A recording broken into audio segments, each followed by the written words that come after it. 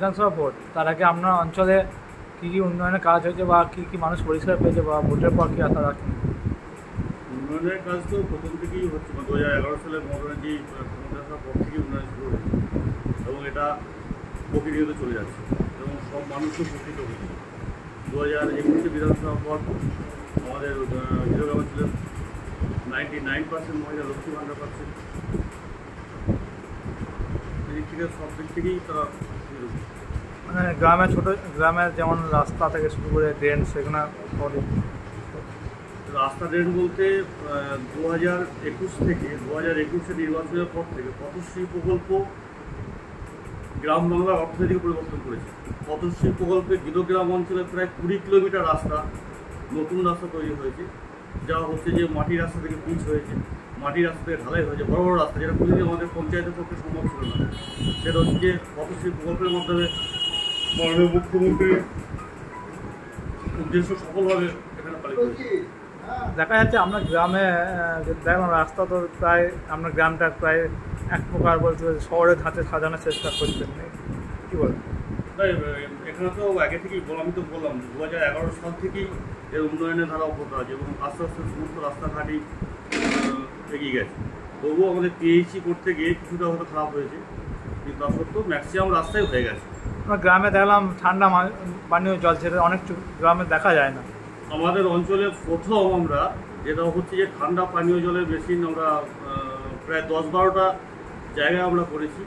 তার মধ্যে হচ্ছে যে বিশুদ্ধ পানীয় জল প্লাস ঠান্ডা পানীয় জল, যেটা হচ্ছে গ্রীষ্মকালের পক্ষে মানুষের একটা মানে ব্যাপক চাহিদা।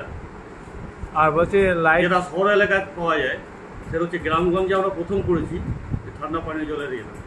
আর রাস্তার লাইটও লাইট, সোলার লাইটও তো এমনিতেই আছে।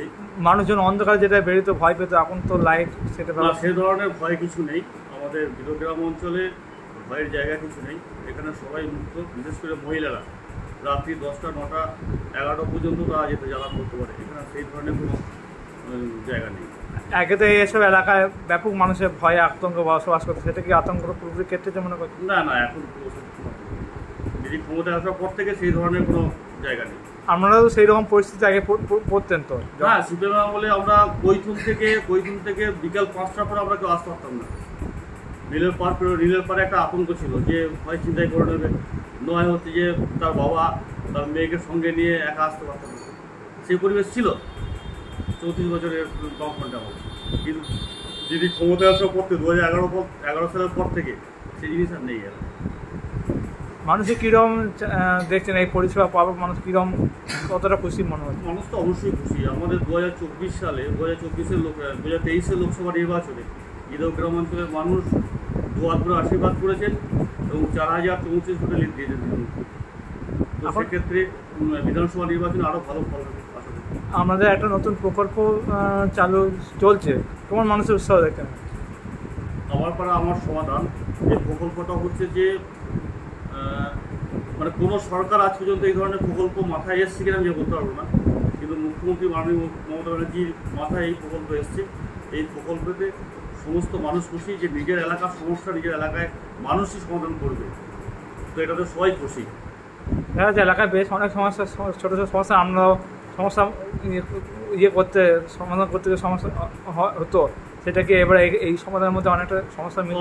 অবশ্যই এক একটা বুথে 10 লক্ষ টাকা করে যে ছোটো ছোটো কাজগুলো করা হয়, তাহলে ম্যাক্সিমাম সমস্যা মিটে যাবে, অনেক সমস্যার ম্যাক্সিমাম সমস্যা মিটে যাবে। বিজেপি শাসিত রাজ্যে যে বাংলার মানুষদের উপর, বাংলাভাষীদের মানুষদের উপর যে অত্যাচার করছে, কি বলে এই বই? এটা তো বিজেপির কালচার। বিজেপি 2014 সাল থেকে প্রথমে শুরু করেছিল যে লুঙ্গি পরা, পাঞ্জাবি পরা মানুষদেরকে ঘৃণা করতে শুরু করেছিল। তারপরে পরবর্তীকালে খাওয়ার বিষয়টা, মাছ খাওয়া মানুষগুলো, মাছ যারা না পায়, এই ধরনের ওরা প্রথম থেকে চলে আসছে। অতএব 2021 সালে গোয়ারা হারের পর তো ওরা স্বভাবতই বাংলা মানুষকে মানতে পারছে না, তার ফলে এই ধরনের ঘটনা ঘটাচ্ছে। বলছি ভোটে কীরকম আশা করছেন এবার? অবশ্যই ভালো ফল হবে। আর মানুষের কীরকম পরিষেবা দেবেন ভোটে এদের পর? অবশ্যই মানুষও সারা দিচ্ছে, তো মানুষ আমাদের সঙ্গে আছে। আপনার নাম পরিচয়? দীপু ঘোষ। আমি কিসের দায়িত্ব? আমি গিরোগ্রাম অঞ্চল।